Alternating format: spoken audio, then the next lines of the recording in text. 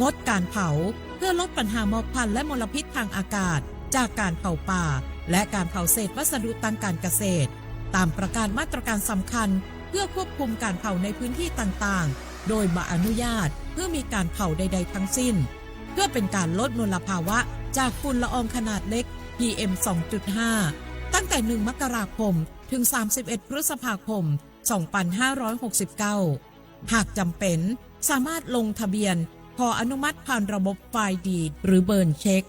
ฝ่าฝืนต้องระวังโทษจำคุกและปรับหรือทั้งจำทั้งปรับจังหวัดเชียงใหม่ส่งเสริมการใช้เทคโนโลยีในการจัดการขยะและเศษวัสดุทางการเกษตรเพื่อลดการเผาในอนาคตและสร้างสภาพแวดล้อมที่ดีขึ้นในระยะยาวหากพบเห็นการเผา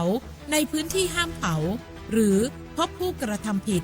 สามารถแจ้งข้อมูลได้ที่053-112-808 หรือ 191 ตลอด 24 ชั่วโมง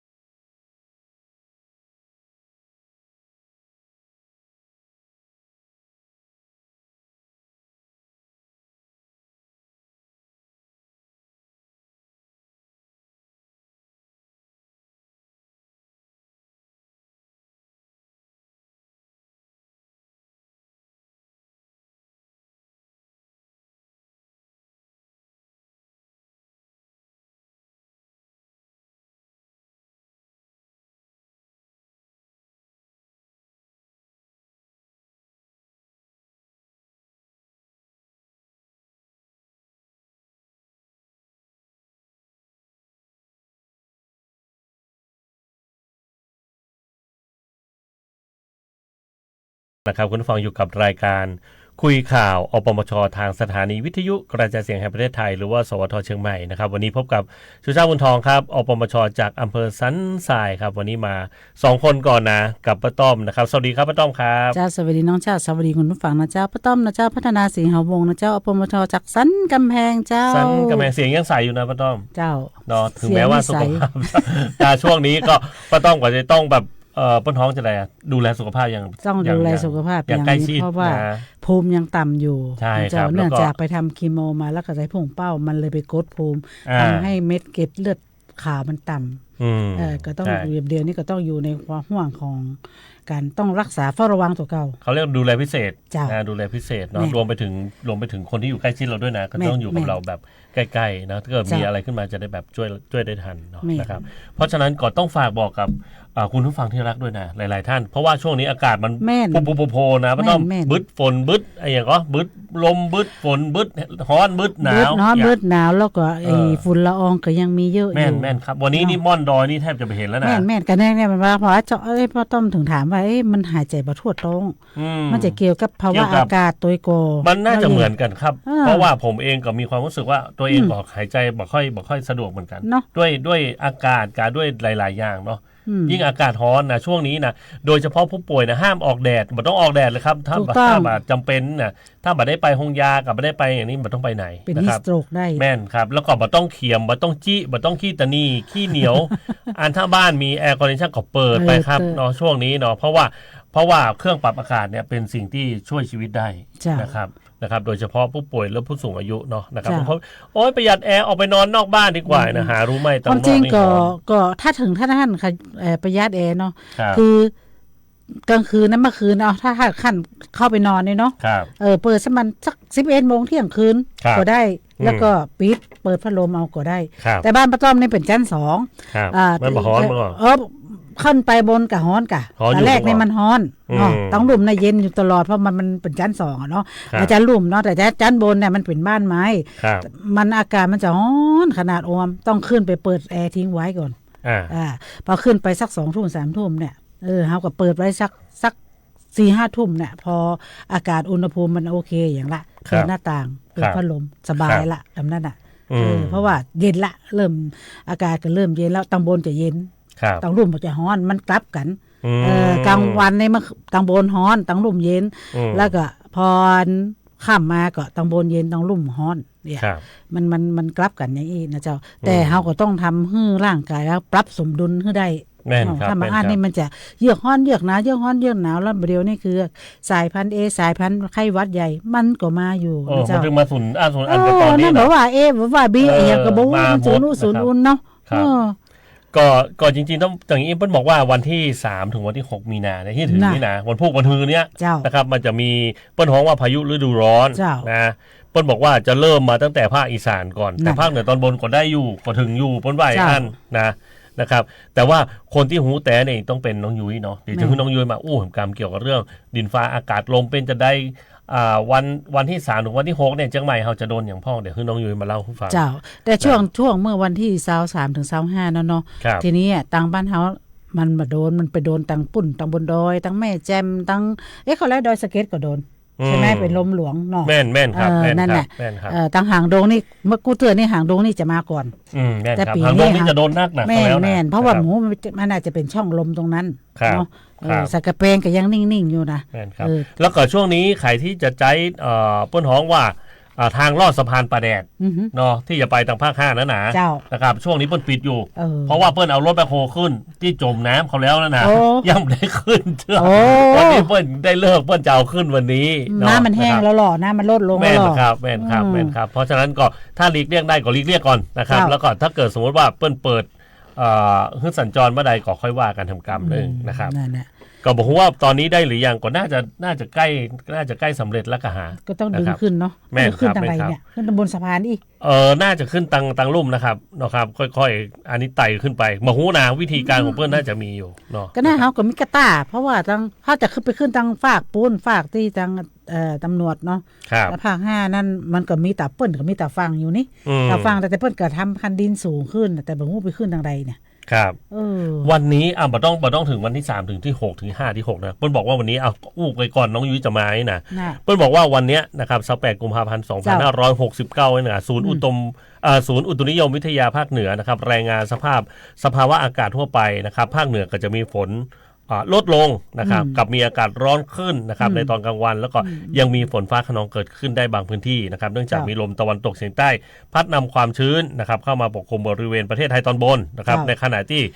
ยังมีความกดอากาศต่ำอยู่นะครับเนื่องจากความร้อนปกคลุมประเทศไทยในตอนบนนะครับขอให้ประชาชนเนี่ยระวังเกี่ยวกับเรื่องอันตรายจากฝนฟ้าคะนองอาจจะเกิดขึ้นนะครับรวมทั้งดูแลสุขภาพเนื่องจากสภาพอากาศที่ร้อนในช่วงกลางวันด้วยนะครับอันนี้เปิ้ลบอกไว้นะครับแล้วก็เดี๋ยวช่วงวันที่3วันที่4วันที่5วันที่6 4วันเนี่ยเดี๋ยวให้น้องยุ้ยเป็นคนประกาศว่ามันคืออย่างพ้องนะครับแต่น่ะเปิดอันนี้มาแต่วันนั้นที่ไปปันน้ำใจนั่นนะครับเราฟังบรรยากาศต่างที่ปุ่นน่ะเปิ้นอากาศดีเด้อมันบ่ใช่ร้อนอย่างลำเหลือและอยู่ในดอยล้อหนนี้รู้สึกว่าปีนี้นะขึ้นไปนี่นะมันมีไฟไหม้เลยน้องชาติกูเตือนนี่ถ้าขึ้นไปนี่ไฟข้างทางใช่เพิ่นว่าไฟอะไรกันแนวกันอย่างนี้เปิ้นเนาะแนวกันพัมแนวกันไฟมันมีเลยเนอะมันมีควันแต่เข้าไปลึกๆแต่มันก็มีมันก็มีอยู่เพราะว่าคนที่เปิ้นทำให้ทำสวนตั้งลึกๆตั้งในเนาะเปิ้นอาจจะนึกว่าไม่มีใครฮู้ใครหันแต่จริงๆเดี๋ยวมันเป็นจุดฮอตสปอตมันส่องดาวเทียมส่องได้แต่ยังว่านะก็มันก็หลายจุดมันจะฮอตสปอตในแต่ตันเนาะแต่ก็ชาวบ้านมูลนักพอโรงเรียน2โรงเรียนเพิ่นก็ให้ความร่วมมือเพิ่นก็เอาละอ่อนมาครับเสียดายก็ชอบไปตัวมาเช้าตอนช่วงเช้า 8:00 นถึง 9:00 นเนาะน้องเอ๋เพิ่นไปจัดรายการรอบเวียงเชียงใหม่ครับผมที่ปูนกะเจ้าที่โรงเรียนที่เขาไปเขาแล้วนั่นน่ะโรงเรียนบ้านบ่อสลีแล้วจะมาจัดกิจกรรมที่วัดบ่อสลีหั่นก็วัดเดิมที่เขาไปนั่นแหละวัดเดิมเป็น2โรงเรียนแม่นพื้นที่มันกว้างอยู่นะกว้างอยู่เจ้าเพราะว่าท่านเจ้าวาดเปิ้นก็ใจดีเนาะใจดีป้าต้อมเขาก็ไปทำครัวทำอย่างนี้ตรงนั้นเฮาก็เลี้ย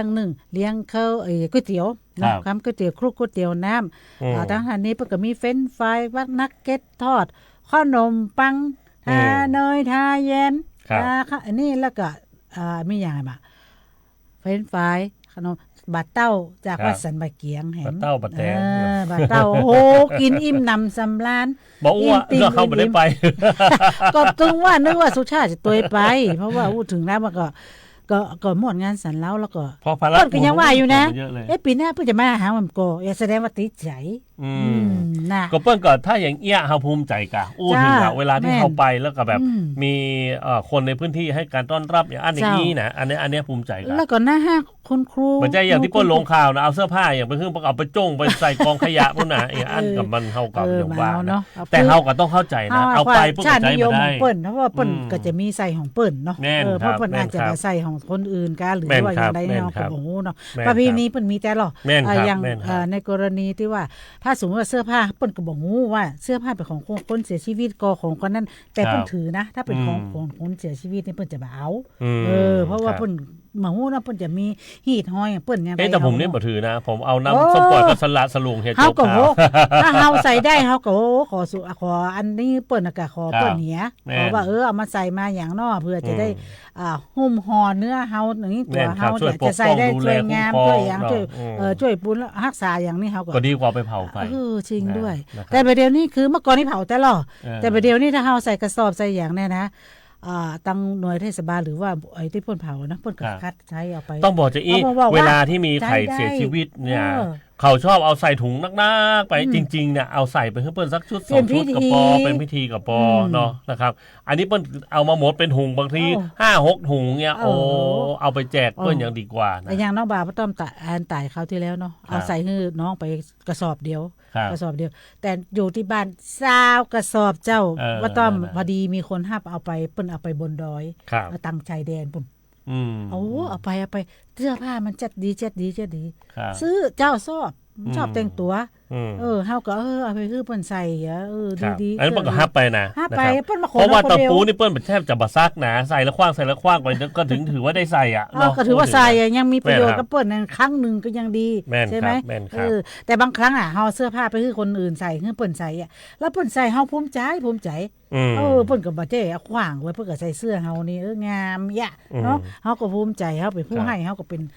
นที่น่าภูมิใจเปิ้นนี่เนาะอาทิตย์ที่ผ่านมาอาทิตย์ที่ผ่านมานี่มีดราม่าหลายเรื่องมากนะนะครับบอกว่าจะเป็นต้นยางกะบอกว่าจะเป็นต้นไม้กะบอกว่าจะเป็นคือต้องบอกว่าอย่างนี้คือช่วงนี้มันเป็นช่วงที่ลมหลวงมาพายุมาเนาะเพราะฉะนั้นเนี่ยอันตรายจากเกี่ยวกับเรื่องกิ่งไม้เนี่ยมันจึงมีทุกที่เลยนะที่มีต้นไม้ใหญ่อยู่ข้างทางนะครับเพราะฉะนั้นเนี่ยตังต้นยางของเฮานี่ก็เช่นเดียวกันนะครับก็น้องที่โดนกิ่งยางตกใส่เนี่ยก็เสียชีวิตไปเนาะนะครับก็ขอแสดงความเสียใจกับญาติด้วยนะครับแล้วก็ตังอบจเองเพิ่งก็ไปดูแลแต่ก่อนนี้ไม่ใช่เป็นของอบจนะเป็นของแขวงการทางแล้วก็แขวงการทางเพิ่งก็ยกให้กับอบจนะครับก็อบจก็รับไปเต็มๆงานนี้ก็คงไอ้ทางกรมทางหลวงเพิ่นก็ว่าให้กับจะได้มาปลูกคือความคือจริงๆมันจริงๆมันต้องเปิ้นฮ้องจะได้หาจุดที่แบบลงตัวที่สุดเนาะถ้าจะอนุรักษ์ไว้อย่างใดมันคือเกิดอันตรายคือเราต้องปลูกทดแทนเพราะว่าตรงเนี้ยไอ้ต้นยางพวกนี้มันเก่าเหมือนบ้านป้าต้อมมันผุหมดแล้วถนนสายบ้านป้าต้อมต้นฉ่ำชาเนาะคืออันใดที่มันผุมันใกล้จะมันจะตายแล้วมันแก่แล้วก็ไปฟื้นไปเลาะไปฝืนให้มันอยู่ใช่ไหมมันโดนไอ้ยางบัดต้อยอย่างหัดอย่างเงี้ยมันกับฝืนมันเตือนมันอูนขึ้นมาอย่ามันรากอ่ะมันแต่ต้องการที่หายใจมันก็ถนนก็อันตรายก็คับแคบแล้วป่ายปอเอาเสาสีขาวส้มน่ะเอามาตั้งมาตั้นเพื่ออะไรหยังเขาก็บอกว่าซ้ำถนนมีแคบบ่ฮื้อจนต้นไม้แต่ทีเนี้ยมอเตอร์ไซค์มันไปยากเพราะมอเตอร์ไซค์แกจะไปในทางที่แกไปมันก็เป็นลุ่มหลงได้มันไม่ใช่ทางเรียบโลกมันเป็นหากไม้มันอูนมันก็เป็นคลื่นไงเพิ่นก็อันตรายเพิ่นก็ต้องมาครับขี่ในถนนเส้นใหญ่เนาะแล้วก็เพิ่นจะมาเอาเสาน่ะมาตั้งกั้นไว้แล้วเมื่อเตื้อเพิ่นลบรถใหญ่อ่ะมันก็ต้องจอดอ่ะต้องหาที่จอดแล้วรถใหญ่ไปก็ทางพื้นที่เปิ้นว่าจะได้เปิ้นประชุมกันเปิ้นก็ประชุมทางแผนเปิ้นก็มาบอกเปิ้นก็มาเขาก็ต้องบอกว่ามันเท่าแล้วถ้าจะปลูกขอให้ปลูกไปทางในได้ไหมปลูกไปแม่นคือมันเลยฟุตบาทแล้วฟุตบาทกว้างให้ย้ายไปปลูกข้างในถ้าพอข้างต้นกำปูไปได้บ่ย้ายคือปลูกทดแทนอันนั้นเอาต้นทดแทนปลูกพออันนั้นใหญ่พอได้ว่าโอเคละมันติดละมันบ่ตายละเฮาก็เอาอันนี้ออกเพราะว่าโลกมันเปลี่ยนไปเนาะใช่แม่มันบ่จะอยู่เหมือนเดิมเนาะแต่ก่อนนี้โอเคอะเฮาเข้าใจในเมื่อสมัย100 ปีก่อนนี่นะแบบปู่ย่าตายายเปิ้นตั้งใจที่จะปลูกไอ้อันนี้เฮาเข้าใจแต่ว่าสมัยนี้มันเปลี่ยนไปแล้วแล้วต้นไม้มันก็ต้องผุพังไปตามกาลเวลาของมันถนนมันไม่ใช่ป่าเนาะพูดถึงเนาะถ้าเป็นป่านี่โอเคมันยังมีต้นไม้ขึ้นมาทดแทนไม้อย่างกันแต่นี่มันอยู่เดียวๆอ่ะเนาะนะครับเหมือนกับต้นยางที่บ้านผมนะอันนั้นเนี่ยต้องประชาคมแล้วก็ขอตัดเลยเพราะว่าคนที่อยู่ใกล้ๆนะเปิ้ลเป็นห่วงเปิ้ลกลัวว่าจะล้มทับบ้านเปิ้ลสุดท้ายก็ต้องตัดเพราะว่าดูสังเกตต้นยางนี่นะ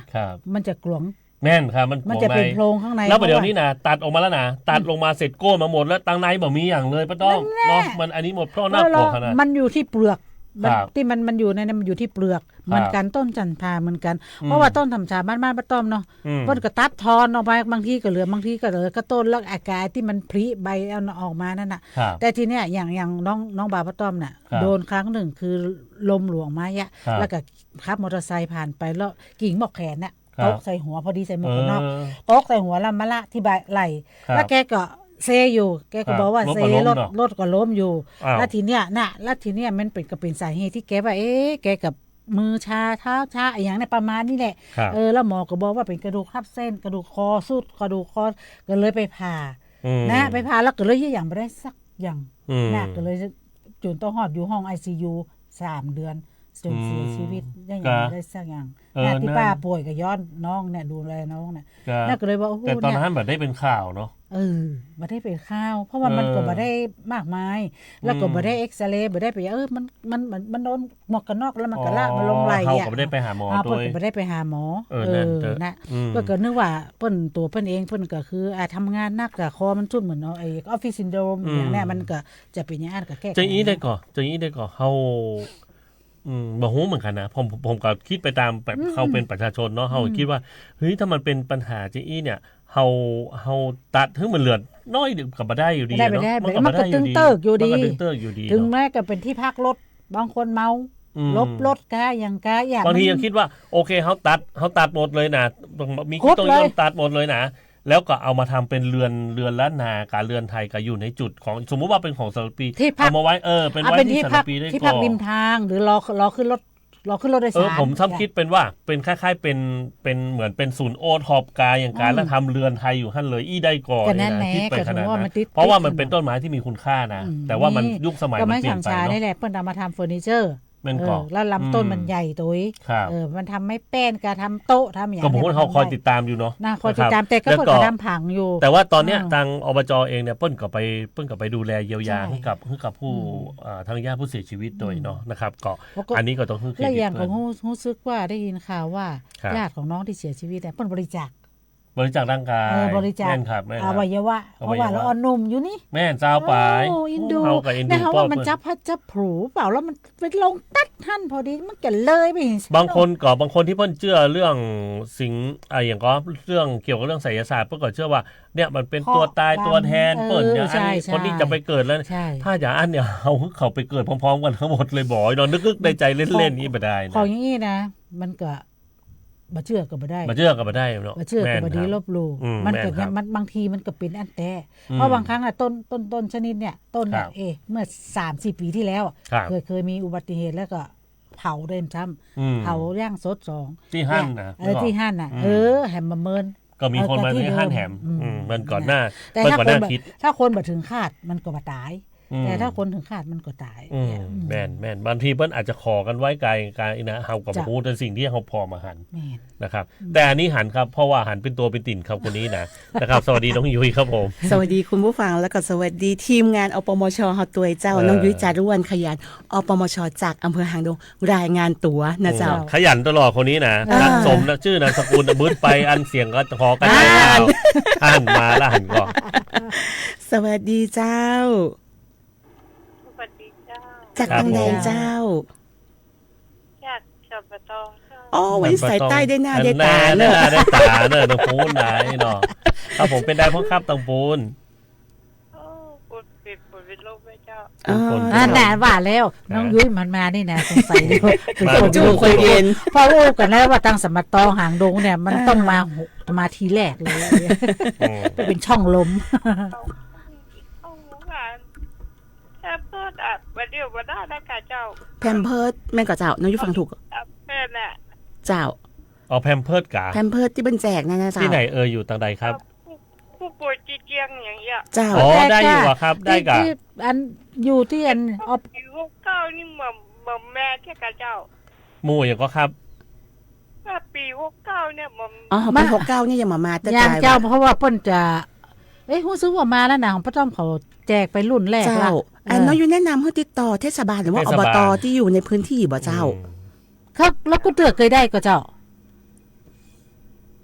ได้เจ้าก็ได้เดี๋ยวเพิ่นก็ต้องทำเรื่องเพราะมันเป็นไตรมาสแม่นเป็นมันจะเป็นไตรมาส1 2 3เนี่ยเจ้าก็เดี๋ยวเพิ่นถึงปี69นี่แม่เดี๋ยวมีนานี่มาแน่นอนเจ้าน่าจะทยอยมาเจ้าเดี๋ยวอดใจรอสักกำนึงเนาะเจ้าแต่ว่าถ้าหากว่ามีข้อสงสัยหรือว่ามันจำเป็นจะต้องใจเนี่ยแนะนำว่าเฮาติดต่อองค์กรปกครองส่วนท้องถิ่นหรือว่าอบตเทศบาลในพื้นที่เนาะหรือว่าบอกผ่านนั้น CG ก็ได้นะคนที่ดูแลผู้ป่วยตามบ้านนั้นมี CG ก็เจ้าที่เปิ้นมาดูแลคนป่วยอสมนั่นน่ะแล้วฝากบอกเปิ้นกันแล้วเปิ้นก็จะได้ไปอู้ไปอย่างเนาะเจ้ายินดีเจ้าขอบคุณเจ้าจีอี้ต้องอธิบายจีอี้เกี่ยวกับเรื่องแพมเพิร์สเนี่ยเปิ้ลบางที่เนาะบางรับสายก่อนครับวันนี้วันฮิตเนอะสวัสดีเจ้าสวัสดีครับผมมาจากสัมปะยางครับผมดีครับมาแล้วสัมปะยางมาแล้วเฮาว่าจะไปกินลาบปานนี่ยังได้ไปเตื้อมีงานเนาะครับเนาะจะมีงานนะเจ้ามาได้ประชาสัมพันธ์เลยครับครับมีตีสลวงนะครับเนาะสลวงนอกเปิดสลวงหน้าประธานเจ้าไม่ได้มีงานอยู่แต่ว่าซื้อในการหนองบัวน้อยก็แล้วเวลาครับของหน้าประธานเหมือนกันเจ้าแต่วันนี้นี่ตีสลวงไหมกับเจ้า ครับสลวงวัน1 1 2 3 1 2 3เนาะสลวงนอกเนาะครับ ครับผม แบบถึงสันปะยางเหรอครับผม อันสัมปยางผมมีเด้อครับ เอาสันปะยางผมมีแล้วเด้อ รบกวนชาวบ้านนั่นล่ะ ตามประเพณีเนาะ สลวงเด้อ เจ้า ยินดี เจ้า มากครับคุณลุงครับผมครับขอบคุณเจ้าหน้า เจ้าขอบคุณเจ้า ช่วงนี้ก็มีงานส่งน้ำพระธาตุ ตรงนั้นพระธาตุ ยามาป้าต้อมวันนี้กับสันใต้วัดสันใต้ เจ้า เนี่ยป้าต้อมและจากงานนี้ต้องไปคุมดนตรีลำวง เพราะว่าวันที่ สลา 2 วุธ นี่จะเป็นวันมาฆบูชา ใช่ ก็คือวันมาฆก็คือ อันจำง่ายๆเนาะคุณครูเพิ่นจังบอกเขาสมัยก่อนมาครบก็คือมาฆนั่นแหละ มาครบนี่คือมีปัญจวัคคีย์ทั้ง5มีบริวารอย่างมาพร้อมกันหมด โดยมิได้นัดหมายอย่างไร ใช่ เล่ากับท้องกันนะสมัยก่อนเนาะ แม่น นะครับ แม่น เพราะฉะนั้นวันสินใหญ่เนาะวันที่ 2 ก็ไปเปิ้นห้องจะได้ฮะ วันที่3ก็ค่ะสินใหญ่อะ วันที่ 3 วันที่ 3 วันที่ 2 วันดาเนาะนะครับวันที่ 3 วันศิล อันนี้เป็นมาฆะจะไม่ใช่วันวิสาขะเนาะ มาฆบูชา มาฆบูชา มาฆบูชา เจ้า นะครับแล้วก็ตะกี้จะอู้เรื่องอย่างก็แพมเพิร์ดกันแพมเพิร์ด คนลืมแพมเพิร์สแล้วเนย คือคนที่จะได้ฮับแพมเพิร์ดเนี่ยหนึ่งคือจะต้องเข้าโครงการเนาะ เจ้า โครงการลองเทอมแคร์ เจ้าน นะครับลองเทอมแคร์หรือว่าการดูแลผู้ป่วย เจ้า นะครับในระยะอย่างนี้มันมีหลายระยะมากนะครับ เจ้า ที่สำคัญคือทางเทศบาลเองจะต้องเข้าร่วมกับทางสปสช ใช่ ผ่านกองทุนสุขภาพตำบล เจ้า นะครับแล้วก็งบประมาณตัวเนี้ยสามารถนำไปเปิ้ลห้องจะได้ก็นำไปซื้อแพมเพิร์ด เจ้า โดย เจ้า เปิ้ลอาจจะประกวดราคากันจะได้กันแล้วแต่ อืม แต่บ่ฮื้อเกินตัวละ9 บาท เจ้า ในสมัยก่อนนะ อ่า นะครับ อ่า แล้วสมัยก่อนนี่ต้องบอกว่าเริ่มแรกเนี่ยเงินก้อนเนี้ยมันจะเป็นเงินที่ตัดมาจากรายหัวของพี่น้องประชาชน ถูกต้อง เนาะ จ้ เพราะฉะนั้นเนี่ยเงินทุกบาททุกสตางค์ที่เอาไปซื้อแพมเพิร์ดเนี่ยบางทีมันเยอะมากเลยเนาะ อืม เพราะว่าเดือนหนึง เจ้า เดือนคนละ3ตัวเนาะ3ตัว1เดือนก็คือเอา3คูณ30เข้าไป เจ้า นะครับแล้วก็คูณเป็นเงินขึ้นมา อืม ถ้าบ้านใดที่มีผู้ป่วยหนัก เจ้าเจ้า มันก็จะเสียงงบประมาณที่ลงไปที่แพมเพิร์สนี่หนักขนาดเลยนะครับเปิ้ลก็เลยประชุมกันโอ้โหหลายรอบมาก จนณปัจจุบันนี้แยกออกเป็น2 กองก็ เจ้า คือ1ก็คือเป็นสปสชปกติ เจ้า นะครับเอาไว้ดูแลเป็นรายหัวของพี่น้องประชาชนเนี่ยแล้วก็ไม่ได้ยุ่งเกี่ยวกับแพมเพิร์สเนี่ยก็มีกองทุนแห่งกองทุนหนึ่งซึ่งเป็นส่งมาจากทางสปสชโดยตรง เจ้า นะครับเพราะฉะนั้นก็ต้องบอกกับพี่น้องประชาชนว่าถ้าใครที่เข้าโครงการลองเทอมแคร์เนี่ยจะใดก็ต้องมีจะใดก็ต้องได้นะครับแต่บางครั้งอาจจะเป็นเกี่ยวกับเรื่องของการเบิก หรือว่าการจัดซื้อจัดจ้างอาจจะล่าช้าไปแต่ละพื้นที่มันจะแบบเหมือนกัน แม่น นะครับอย่างสมมุติว่าของสันไซหลวงจะเอาไปเปรียบกับของสักกะแป้งก็ไม่ได้เพราะว่าการบริหารจัดการมันเป็นคนละอย่างกัน พื้นที่มันต่างกัน บริบทมันแบบเหมือน มัน กัน มีเขาเปิ้นฮ้องว่าการเสียภาษีมันเท่ากัน เจ้า อย่างสันทรายหลวงเนี่ยเกือบจะเป็นเมืองแล้วเนาะ เกือบเป็นเมือง เป็นเมืองแล้วใช่ไหม เป็นเมืองแล้ว นะอันนี้เกิดแสดงว่าเปิ้นเก็บภาษีได้เยอะ ครับ อย่างป้าต้อมเขานี่ยังมาถึงเมืองเตื้อ ครับ แต่ก็พอเก็บภาษีได้ แต่ส่วนหนึ่งน่ะอย่างเขาเป็นคณะกรรมการสปสชเนาะ ครับ แต่เงินส่วนหนึ่งนี่นะมันไปตกอยู่ที่แพมเพิร์ส อืม ส่วนมากเลยนะ เจ้าเจ้า แต่การทำโครงการนี่ยังมาเต้า แต่ถามว่ามันดีกับผู้ป่วยก็มันดีอยู่แล้ว ดี มัน ดี อยู่ จน แล้ว ชนิดที่แต่ผู้ป่วยเนี่ยถามว่าการเกิด ครับ มันเยอะกว่าการเสีย เจ๊อี เออ คือต้องบอกเจ๊อีเราต้องช่วยเพื่อนตัวนะไม่ใช่ว่า แม่น เรารอเพื่อนอย่างเดียวนะ ใช่ ก็คือถ้าในความรู้สึกของอย่างของสันไซหลวงเองเนี่ยจะมีอยู่ในหลายส่วนมากนะ เจ้า ส่วนหนึ่งมาจากทางเทศบาลเนาะ เจ้า คอยดูแลเกี่ยวกับเรื่องแพมเพิร์สนะ เจ้า ส่วนที่สองมาจากการบริจาคเนาะ อ่า การบริจาคเนี่ยรวมไปถึง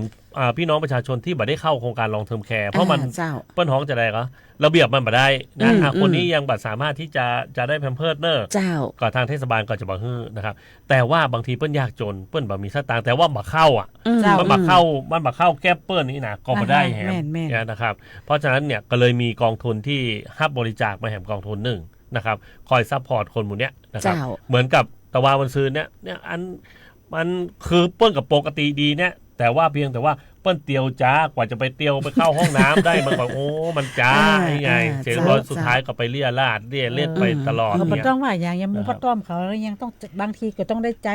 บางทีเราคนปกตินี่ก็อั้นมันจะไม่ได้ อันก็บ่ได้เหมือนกันนะ อืม คือปกติเนี่ยเรียนในท่านั่งอู้นี่นะก็บ่ได้ปวดฉี่ อืม แต่พอได้เข้าผ่านหน้าห้อง โอ้ น้ำ แต่ ปุ๊บ มันต้ ห อง รือ ไป ว่า เข้าบ่อย เปิดเสียงน้ำจอกเอาแล้วนะเจ้าคุณผู้ฟังมันถึง มั จะ น ออก เรียกร้องไปเข้าห้อง หรือ น้ำ ว่า อ่ะ ก็พอถึงหน้าบ้าน เจ้า มันถึงจะออก เออ เนาะอันนี้ก็คือประเดี๋ยวนี้เปิ้นมีกางเกง เออ กางเกงถ้าแบบไม่ใช่กางเกงผ้าอนามัย เจ้า เนาะ แบบกางเกง แบบกางเกงก็ดีป้าต้อมก็ใจอันเนาะ เออ เพราะว่าประเดี๋ยวนี้มันบ่ได้รับคนเฒ่าอ่ะ เป็นบอกว่าพออายุเริ่มสูงขึ้นหูรูดกระเพาะปัสสาวะก็จะเสื่อมสภาพไปด้วยยานเนี่ยแต่เช้านี้ไปดูแลผู้ป่วยอยู่รายนึงเปิ้ลเป็นแผลกดทับเนาะแต่เป็นแผลใหญ่มากแผลใหญ่มากแล้วแบบน่ากลัวมากเลยแล้วก่อนทีนี้เนี่ยก๊อตที่หมอเปิ้ลเอาขึ้นมาเนี่ยเปิ้ลก็เป็นผ้าก๊อตอันน้อยๆเนาะมันไม่ได้ว่าเป็นอันใหญ่แล้วแผลเปิ้ลใหญ่ไงแล้วเขาแปะผ้าก๊อตเป็น10 หมื่นผู้หนาป้าด้อมอันนี้คุณซื่อนะก็เลยมีความรู้สึกว่าเขายังแบบได้ผ้าก๊อตแบบใหญ่ๆสมัยก่อนมีก็เลยประกาศลงในเฟซไปว่าต้องการแบบเปิ้ลฮ้องว่าท็อปก๊อตเนาะท็อปก๊อตนี่ความใหญ่ของมันก็คือ18 เซนซึ่งมันสามารถที่ปิดแผลใหญ่ได้เนาะแล้วก็ตั้งในเนี่ยมันอาจจะมีสำลีอยู่ตั้งนอกนี่อาจจะเป็นผ้าก๊อตเนี่ยนะครับก็ประกาศไปแล้วก็รวมถึงเครื่องมือในการล้างแผลด้วยนะครับซึ่งถ้าท่านใดมีจิตศรัทธาก็สามารถติดต่อสุชาติได้สุชาติก็ประกาศลงเฟซไปแล้วนะครับก็คิดว่าน่าจะได้อยู่นะครับแต่ว่าบ่ได้เอาจำนวนนักเอาแค่อย่างก๊อตเนี่ยก็ขอแค่100 ชิ้นเราขอแค่100 ชิ้นแล้วก็ส่วนเครื่องมือแพทย์เนี่ยขอแค่20 ชุดเท่านั้นพอละนะครับเพราะว่าถ้ามันเกินนั้นก็อย่างว่านะมันเกิดเอาบ่ได้ใจมันก็ระยะเวลามันก็อาจจะทำให้เสื่อมสภาพได้แต่ก็ของป้าต้อมในส่วนมากในยาแพมเพิร์สอย่างเนี้ยบางทีได้รับบริจาคจากคนที่เปิ้นได้โดยกันนั้นน่ะบางคนบางเตื้อเปิ้นก็เปิ้นได้ใจนะเปิ้นจะมี power ที่จะซื้อเปิ้นก็มี power ที่จะซื้ออย่างเปิ้นก็ว่าเปิ้นก็ซื้อเพราะเสริมห้องแต่บางส่วนที่มันในนี่ก็เอาไปเสริมกับคนที่เปิ้นใจเยอะเพราะว่าเดี๋ยวนี้คือคนป่วยเฮาเยอะขึ้นจาก3 ชิ้นกลายเหลือ2 ชิ้นเพราะว่าของป้าต้อมในแค่ตำบลสันกำแพงเนี่ย100 กว่าคนบางคนต้องบอกบางคนใจชิ้นเดียวนะใช้ชิ้นเดียวใจไปอันนั้นด้วยเหตุผลว่ามันมีหลายเหตุผลมากหนึ่งคือผู้ดูแลมันได้อยู่ก็คือมีเปลี่ยนแพมเพิร์สเสร็จเรียบร้อยตัวเองก็ต้องไปทำงานปิกมากว่าจะเปลี่ยนกรรมกับปุ้นนะมาค่ำนะเสร็จเรียบร้อยแล้วเนี่ยแพมเพิร์สเหลือเพราะว่าใช้ไปเยอะต่อวันนะก็คนที่ใช้ที่เหลือก็เอาไปให้กับคนที่เขาใช้เยอะอย่างบางคนอาจจะใช้ชั่วโมงละ2 ชั่วโมงตัวนึงก็ยังมีอยู่เนาะบางคนที่แบบเป็นแผลนักเนี่ยนะครับแต่จะห้ามเด็ดขาดนะเจ้าบางคนบางผู้ดูแลบางคนนะเอาไปตากบัดดีเอาไปตากนะเจ้าจะไปตากใส่ตะกี้นี่ไปได้แล้วเอาอาบน้ำแล้วเอาไปตากบัดได้นะเจ้ามันจะติดเชื้อนะเจ้าทิ้งไปเลยนะเจ้าเพราะว่าของพวกนี้มันต้องไปเสียดายนะเพราะมันเป็นของใช้แล้วทิ้งแล้วก็ไปตากอย่าต้องว่าอย่างพี่สาวเขาเจ้าเนี่ยต้องบอกอย่างนี้นะเวลาที่แพมเพิร์สอย่างนี้นะรบกวนใส่ถุงสีแดงนะใส่ถุงสีแดงเพราะว่ามันเป็นขยะติดเชื้อทางนั้นขนาดโรงพยาบาลเพื่ออย่างนี้เลยแต่ว่าทุกวันนี้เขาไม่ได้ใส่สีแดงนะเขาก็ใส่สีดำเพราะว่าแต่ก็แยกอยู่เนี่ยมันเป็นปัญหาของแต่ละพื้นที่หลายๆพื้นที่เลยมีปัญหาเนาะเขาจะบริหารจัดการแบบไหนอย่างไรแล้วการที่ต้องนำไปปัญหาทำลายอินดูทางเทศบาลก็ต้องเสี่ยงสตางค์ไงมันจริงน้อยๆนะก็ถึงบอกว่าโครงการคัดแยกขยะเนี่ยดีมากๆเลยนะดีมากๆเลยขยะเปียกเนาะขยะแห้งขยะรีไซเคิลเหลือแต่ขยะที่มันสามารถเอาไปไหนได้จริงๆถึงจะเอาพื้นเทศบาลไปเวลาที่เฮากับข้าวเนาะเฮากินข้าวเสร็จเรียบร้อยขยะเปียกใส่ในไอ้ถังเปียกแต่ว่ามาซื้อก็ทำเพิ่มถังละอันแรกนี่ถังใหญ่หมดไปละอันนี้ถังน้อยมาเพิ่มถังใส่นี่หน่อยแล้วก็ขยะรีไซเคิลบอกว่าจะเป็นขวดว่าจะเป็นอย่างเฮาแยกไปนะครับมันก็จะเหลือเศษกระดาษก็ขายได้มันก็จะเหลือเป็นอย่างพลาสติกก็ขายได้นะจริงๆมันน่าจะเป็นศูนย์มากกว่าป้าต้อมแม่นงั้นถึงมาอย่างป้าต้อมก่อนเนาะแยกขยะแยกขวดแยกกระดาษอย่างเงี้ยเอาไว้คือมีคนเปิ้นมาเอาเปิ้นเอาไปขายแล้วเปิ้นเอามาซื้อน้ำน้ำแข็งให้วัดโอ้อันนี้สาอนุโมทนาสาธุนั่นที่ป้าต้อมจังเก็บก็แล้วไปงานมันวันขึ้นบ้านใบน้องเก่งป้าต้อมเอาไปเก็บแล้วโอ้ได้ไป2 กระสอบเนี่ยเฮาก็เอาไปนี่ต่อและเรื่องไอ้เศษอาหารเช่นอย่างบางทีมันมีไก่มีอย่างเฮาก็สาดไปนกนกเนี่ยมันต้องมากินมีเศษข้าวเศษอาหารนี่เนาะอย่างตามบ้านเนี่ยมันจะว่าเศษอาหารมักเยอะแยะมากมายอย่างเนาะก็เอามันจะเฮาจะมีถังของเฮาไว้สำหรับคนเฮาก็เอาไปใส่หั่นเอากบไปกบมาเนี่ยของผมนี่วันที่7นะทางเทศบาลสันทรายหลวงนี่นะเทศบาลสันทรายหลวงเปิ้ลจะมีโครงการเทศบาลพบประชาชนเทศบาลเปิ้ลห้องอย่างก็เทศบาลเคลื่อนที่ในวันนั้นเปิ้ลจะมีการซื้อขยะ ขยะทองคำอย่างประมาณนี้นะสามารถเอาขยะมาแลกเป็นเงินสามารถเอาขยะมาแลกเป็นไข่ได้นะครับแล้วก็ยังมีปุ๋ยแจกแฮมมีปุ๋ยขี้งัวมีเสวียนแจกเนาะเพื่อที่จะให้ชาวบ้านเนี่ยเอาใบไม้เข้าใส่ในเสวียนนั่นแล้วก็ทำเป็นปุ๋ยซึ่งบริบทในการกำจัดขยะของแต่ละพื้นที่เนี่ยมันเหมือนกันถ้าอย่างทางบ้านน้องยุ้ยนี่ก็คือป้าหลวงจะประกาศในกลุ่มหมู่บ้านละกลุ่มไลน์ละวันนี้เนอตั้งคณะกรรมการจะออกเก็บขยะตามบ้านใครมีก็คือเอามาวางไว้หน้าบ้านหรือว่าบอกมาในช่องทางไลน์เนี่ยแล้วเดี๋ยวเปิ้ลก็จะไปไล่เก็บตามห้างเพื่อที่เอาไปขายเจ้าเป็นขยะรีไซเคิลแล้วก็เอาไปขายเสร็จก็ได้แต่ใดป้าหลวงก็จะมาแจ้งให้ฟังว่าขายแล้วได้แต่ใดเสร็จแล้วก็เอาสตางค์เนี่ยมาจัดกิจกรรมในหมู่บ้านรวมถึงเยี่ยมบ้านตัวสำหรับผู้ป่วยที่มีผู้ป่วยติดเตียงเจ้าอันนี้ก็ถือว่าได้บุญแหมแต่บ้านเฮานี่นะมันต้องเอาไปไหนไกลสร้างบ้านนะเก็บหมดนะคดเล็กคดน้อมเก็บหมดกระดงกระดาษนี่นะเฮากันเลยสบายใจนะโอ้มีคนเก็บขึ้นแล้วเจ้าตอนนี้ขยะก็เป็นขยะทองคำแล้วเนาะรีไซเคิลได้ก็เอาไปรีไซเคิลดีกว่านะจ๊ะนั่นไงคุณบอกว่าเจ้าหน้าที่ของสาธารณสุขเจ้าหน้าที่ขนขยะคนอย่างนะว่าเขามีรายได้ดีปีนึงเขามีว่าปันผลนะเขาเก็บแล้วก็ไปขายโลได้เป็นแสนนะแต่ต้องบอกอย่างนี้ถ้าเกิดสมมติว่าเทศบาลไหนนะพื้นที่ใดที่มีการขนขยะโดยเทศบาลควรจะแยกถุงที่ใส่ขยะรีไซเคิลควรที่จะเป็นถุงใสนะเห็นไปเลยว่าเนี่ยถุงใสเนี่ยมันมีขวดมีอย่างอยู่ในนี้เนอะสามารถเอา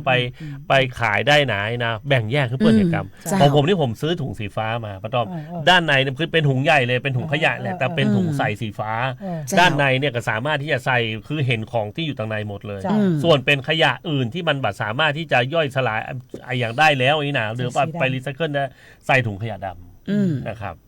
เพราะฉะนั้นเนี่ยผมถือว่าวิธีนี้นะถือว่าเป็นสิ่งดีเจ้าก็ถือว่าเป็นเรื่องใกล้ตัวเฮาแล้วก็เฮาต้องพบปะในทุกๆวันอยู่แล้วเพราะว่าเฮาซื้ออย่างเข้ามากินในบ้านย่อมเกิดขยะขึ้นแต่เฮาจะดำเนินการบริหารจัดการขยะจะได้คือขยะเนี่ยมันมาจากเปิ้ลฮ้องว่า1ร้านสะดวกซื้ออ่านข้อมูลเนี่ยบางทีมันรีไซเคิลมาได้นะกินเสร็จแล้วโจ่งกินกล่องบางทีเนี่ยกล่องอาหารบางคนบอกเอาไปรีไซเคิลได้นะต้องดูดีๆนะครับถ้าเกิดสมมุติว่ามันมีสัญลักษณ์ไอ้สามเหลี่ยมแล้วมีรูปไอ้อย่างก็ลูกศรวนๆนั่นน่ะอันนั้นสามารถรีไซเคิลได้แต่ถ้าบะหมี่นะกับบัตรถ้าบัตรถ้าเอาไปรีไซเคิลบัตรถ้าเอาไปขายเปิ้ลกับตึงมาซื้อครับแล้วมันก็เบากิโลขนาดเนาะนะครับที่สำคัญก็คือเวลาที่เร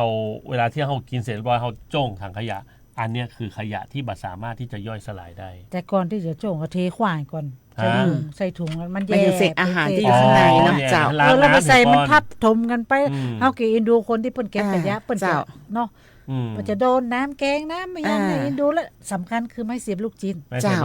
อันนี้เนี่ยป้าต้อมจะแบบทิ้งตักเกลือป้าต้อมจะเป็นไม้เชื่อไฟแยกมาแล้วแล้วก็ไม้เสียบลูกจิ้นเอาไปต่างใดฮักป้าต้อมกันแล้วก็มัดหนังว้องคือมันป้าต้อมจะมาทิ้งเลยป้าต้อมจะมาทิ้งใส่ขยะป้าต้อมจะเก็บแล้วเอามาเป็นไม้เชื่อไฟพอดีไปแหมอย่างเนาะถ้าเขาดังไฟจริงเขากว่าคือเขาเสียวเขานึกถึงนะมันเลี่ยมมันอันนี้คือไม่ใช่เสียวว่ามันโดนมาแล้วนะทางเทศบาลไซหลวงนี่โดนมาทุกอย่างบอกว่าจะเป็นน้ำแข็งนี่นะและอีกอย่างหนึ่งก็คือที่เปิ้นจะมีตู้เก็บขยะพิษสารพิษมีพิษและเสร็จแล้วอันนี้มันจะมีกระจก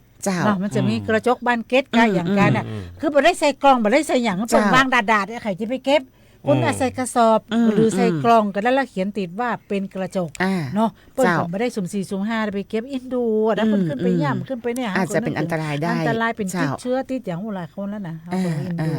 อันนี้ก็วันนี้เน้นวันนี้เน้นเรื่องสิ่งแวดล้อมตั้งแต่ฝนฟ้าอันน้องยุ้ยลองอธิบายแล้ววันนี้มีกรมอุตุนิยมวิทยาวันนี้จะมอบหมายน้องยุ้ยที่สำคัญวันที่2ถึงวันที่6นั้นมันมีอย่างพ่อเมื่อกี้นี่อ่านวันนี้ไปแล้ววันนี้เนี่ยมีอย่างเจ้าทางกรมอุตุนิยมวิทยานะเจ้ามีประกาศเตือนฉบับที่1เรื่องพายุฤดูร้อนบริเวณภาคเหนือหมายถึงว่าประเทศไทยตอนบนนะเจ้าช่วงวันที่ 3-6 มีนาคม 2569 จะมีฝนตกลมกระโชกแรงลูกเห็บตกนะเจ้าโดยเริ่มที่ภาคอีสานก่อนนะเจ้าซึ่งในช่วงของวันที่ 3 ถึงวันที่ 6 มีนาคมนะเจ้าบริเวณประเทศไทยตอนบนจะมีพายุฤดูร้อนเกิดขึ้นโดยเริ่มจากทางด้านตะวันออกของภาคตะวันออกเฉียงเหนือก่อนนะเจ้าส่วนในภาคตะวันออกภาคกลางรวมถึงกรุงเทพมหานครและปริมณฑลแล้วก็รวมถึงภาคเหนือจะได้รับผลกระทบในระยะ ต่อไปนะเจ้าโดยจะมีลักษณะของพายุฝนฟ้าคะนองลมกระโชกแรงนะเจ้าลูกเห็บตกแล้วก็ฝนตกหนักบางพื้นที่รวมถึงบางพื้นที่ก็มีฟ้าผ่าตวยนะเจ้าทั้งนี้เกิดจากมีบริเวณความกดอากาศสูงหรือว่ามวลอากาศเย็นจากประเทศจีนแผ่เข้ามาปกคลุมประเทศ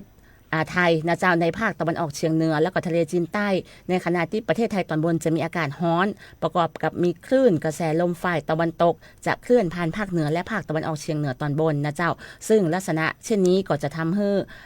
เกิดความแปรปรวนของอากาศนะเจ้าอย่างที่บอกไปข้างต้นแล้วก็ขอให้พี่น้องประชาชนนะเจ้าได้ระมัดระวังอันตรายจากพายุฤดูร้อนโดยหลีกเลี่ยงการอยู่ในที่โล่งแจ้งนะเจ้าใต้ต้นไม้ใหญ่สิ่งปลูกสร้างแล้วก็ป้ายโฆษณาที่บักแข็งแรงรวมถึงพี่น้องเกษตรกรควรเสริมความแข็งแรงให้กับไม้ผลนะเจ้าแล้วก็เตรียมการป้องกันความเสียหายที่อาจเกิดขึ้นกับผลผลิตทางการเกษตรและก็สัตว์เลี้ยงรวมทั้งดูแลรักษาสุขภาพในช่วงที่อากาศมันเปลี่ยนแปลงนี้ไว้ด้วยนั่นทุกคนต้องดูแลเจ้าสรุปคือมีลมหลวงคนเดียวไปเลยก็น่าอยู่น่าจะมีลมหลวงอยู่นะจ๊ะช่วงนี้ก็เข้าสู่ฤดูร้อนวันนั้นบอกกองจัดรายการเสร็จรุ่งขึ้นไปไหนพวกกับต้อมไปซื้อลวดสลิงเส้นเบลเล่นเอาไปยืดบ้านหัวต้นไม้บ้านว่าเอาไปอ้อมต้นใหญ่ไว้กลัวลมหลวงกลัวลมหลวงมาห่วงมาแล้วเขาว่าเสาไป 4-5 เสายังกลัวอยู่ไกลแล้วว่าความมั่นใจเนาะเดี๋ยวคนหลวงจะตกแล้วคอหักอยู่เพื่อกันลากกันเลยเจ้าเพราะฉะนั้นเราก็ต้องดูแลด้วยบอกว่าจะเป็นที่อยู่อาศัยของเฮาด้วยว่าต้นไม้ใหญ่ที่อยู่ในบ้านต้องเตรียมตัวต้องเตรียมตัวตัดเนาะเจ้าเพราะว่าบางสิ่งมันอย่างบางทีอ่ะเจ้ามันต้นมันแก่แล้วก็มีเนาะมันอาจจะถ้ากิ่งมันเปาะกิ่งมันน่ะแต่ไม่อย่างเดียวเนี่ยต้นไม้ที่สามารถอันนี้ได้นะเจ้าต้นมะขามมันเหนียวแม่นสามารถบังลมได้เจ้าบ้านป้าต้อมมีบ้านต้นหนึ่งหน้าบ้านบังลมต้นไผ่ก็ได้นะต้นไผ่นี่มันต้นไผ่ก็ได้อยู่แต่มันกลัวมันเสียสีแต่มะขามเนี่ยดีที่สุดเจ้าได้กินไม่ต้นได้ใจถึงไปเอาเป็นทานก็ดีแปลงเคียงก็ได้หน่วยก็ได้กินดอกก็ได้กินยอดก็ได้กินกระติกก็ได้จริงเนี่ยแล้วก็มันเหนียวมันลู่ไปตามลมมันถ้าเป็นอย่างตำชำชาอย่างถ้ากินมันฮักมันอย่างมันห่อยมันหอมแล้วยิ่งอย่างตะกบถอนรากถอนโคนแม่นถ้าน้ำจุ่มไม่ดำเนี่ยเหลือมันคูดมันตึงหนักตึงเงาหมดเนาะแม่นะตอนมันอยู่ดีๆมันก็โอเคแผ่กิ่งก้านมอเนี่ยแต่ถ้ามันได้โกนแล้วก็ยังว่าน่าบอกจริงๆต้องบอกคุณผู้ฟังอย่างนี้เนาะรายการของเขาเนี่ยถ่ายทอดไปหลายที่เหมือนกันนะเพราะว่าจะเป็นเพจสวทเชียงใหม่ PRD เนาะนะครับบอกว่าจะเป็น TikTok บอกว่าจะเป็น Facebook เองก็แล้วแต่มีเยอะแยะเลยหลายทางเราช่วยกันแชร์ไปวันนี้ลองทักทายคุณผู้ฟังดูนะวันนี้มีคุณณภัสสรครูตระกูลเพิ่นบอกว่าสวัสดีเจ้านะครับส่งดอกไม้มาขึ้นตัวขอบคุณชนะขอบคุณเจ้าหลายนะครับคุณแก้วตาชนะที่นีเหรออ่านอย่างนี้ใช่ไหมชนะที่นีชนะที่นีครัวลุงไกรนะเพิ่นว่าอย่างนี้เพิ่นบอกว่าสวัสดีเจ้านะครับรับฟังตลอดแต่บ่ได้เข้ามาดูหน้าเพจจอมตองวันนี้ฮ้อนเจ้าแต่ยังมีลมจอยๆอยู่เจ้าลมจอยๆนี่อย่างไรจอยๆนี่มีลมพัดผ่านจอยวอยอ่ะประมาณนี้ค่ะจอยวอยนั่นมันข้ามจอยวอยมันมืดมันจอยวอยลมจอยนี่กับลมอ่อนๆอยากลมพัดรู้สึกสบายเจ้าขอบคุณจันทร์รวมถึงคุณกิติชัยหันษาณอย่างนั้นต้องยุ่งอ่านถูกกันเนี่ยณโคทรอีกเจ้าณโคทรเจ้าอันนี้เป็นกระส่งกำลังใจให้หมู่เฮาตัวขอบคุณครับขอบคุณเจ้านะขอบคุณเจ้าหลายขอบคุณคุณผู้ฟังที่อยู่ทางวิทยุด้วยนะครับบางคนก็ฟังอยู่ที่บ้านบางคนก็ฟังอยู่ในรถฟังวันนี้ย่อยเปิดตัววันนี้ย่อยนะวันนี้คืนนี้ก็เฮิร์ตบันมีอย่างสักอย่างมาได้เรื่องได้ราวอยู่สักอย่างอันนี้มันคือมีเป็นวิชาการเป็นวิชาการแต่คิดต้องบอกว่าสาเหตุที่มาจ้าเนี่ยที่ว่าสะพานภาค 5ยังบ่เปิดนะเจ้าไปกันแล้วยังเจ้าเราอยู่กับติดอยู่ตรงหันเมินพอสมควรเหมือนกันแล้วก็พอไปมันปิดตั้งรอดเนี่ยใดเนี่ยก็ต้องไปอ้อมโลกอ้อมไปกึ่งเชียงใหม่แล้วก็ถึงได้มานี่เนาะนี่ก็ขนาดว่าเผื่อเวลาก่อนออกจากบ้านมาพอสมควรเพราะฉะนั้นถ้าใครจะใช้ทางลอดอันปาแดดนี่ขอไปเปลี่ยนไปทางอื่นเนาะแม่นเจ้าแล้วก็อันตุลากิติกุลน่ะก็อยู่ปาแดดนั่นนะแล้วก็บ้านก็อยู่ใกล้ๆนะไปปิดทางลอดมาบ่ได้จริงๆน่าจะส่งข่าวมาก่อนเปิ้นปิดทางลอดเด้อไปเอาแม่โคขึ้นอังว่ามากะนี่เนาะตัวบ่มาก็ส่งข่าวมาก็ได้เนาะอันนี้ไฮแซ่บไฮซอยไอ้ยักษ์ไปไหนยัง ละ ได้ก็มาว่ายังสักอย่างคุณผู้ฟังว่าก็ไปไหนก็ต้องมาบอกมาได้มาได้บอกเลยนะไปไหนบอกบ่ต้องจมถ้าจะเปิ้นจะมาบ่ได้ก็แล้วแต่ตัวเนาะแต่เฮืออภัยหมดแล้วบ่ได้โกรธบ่ได้เกลียดเฮืออภัยหมดได้แล้วมรดกเก็บไว้คือหมดละมาเอาไปเหี้ยแต่วันนี้มีมันเปิ้นฮ้องว่าเป็นนิมิตหมายอันดีคือจังหวัดเชียงใหม่เนาะชมรมลูกเสือชาวบ้านเนื่องจากห่างหายไปมาแล้วเนาะประเดี๋ยวนี้เปิ้นฟื้นฟูขึ้นมาใหม่วันนี้ก็เลยจัดชุมนุมลูกเสือชาวบ้านเนาะทางวิทยากรป้าบันคอข้าพเจ้ามีไหนนั้นมันได้นะของพระราชทานนะของพระราชทานนะต้องเก็บรักษาดีก็คือเก็บนั่นแหละแต่เก็บดีน้ำไปเก็บไม่ได้น่าทางประธานลูกเสือชาวบ้านนะคุณสมศักดิ์อ่อนอ้นเนาะอาจารย์ศิลานุชเนาะต้นแข็งแรงดีเนาะต้นแข็งแรงดีเจ้าเป็นคนสันทรายนี่ไม่ได้เนี่ยเปิ้นก็เป็นก็ยากกุปีถึงแม้ว่าเปิ้นจะบ่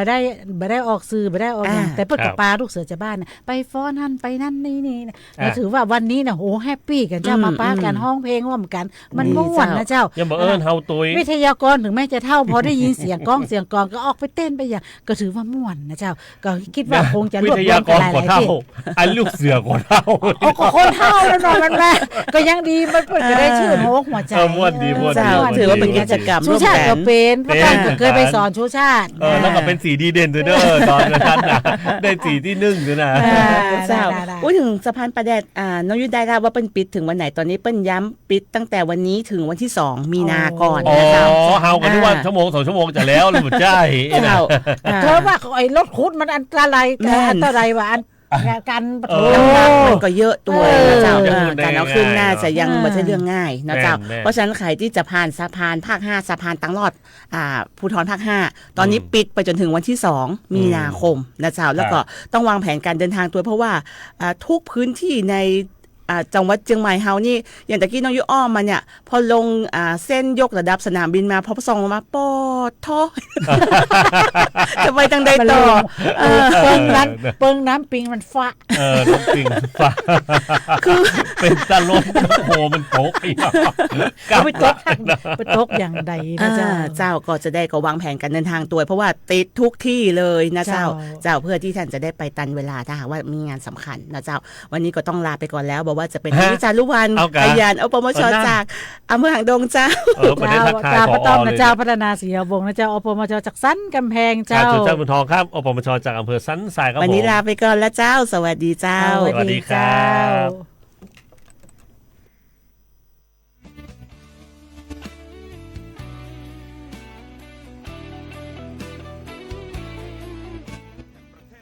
และเครือข่ายทั่วประเทศเสนอข่าวต้นชั่วโมงรู้เร็วรู้จริงเกาะติดทุกสถานการณ์